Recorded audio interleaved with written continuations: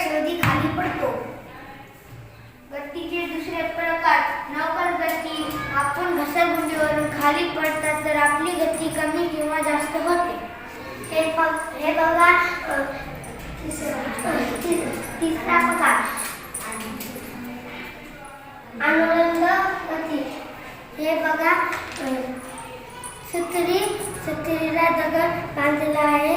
हे असा होतो म्हणून आपण याला अनुलंब गती असे म्हणतो.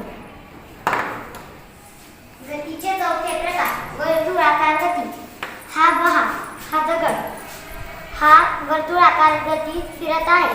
याला हे वर्तुळाकार गतीचे उदाहरण आहे. ही बघा घड्याळ. हा सेकंद काटा. 12 वरून 12 वर जायला 60 सेकंद लागतात. हे बघा गतीचा पाचवा प्रकार यादृच्छिक गती. तुम्ही बागेत फुलपाखरू बघितले असेल. एका फुलावरून दुसऱ्या फुलावर जाते. याला यादृच्छिक गती म्हणतात.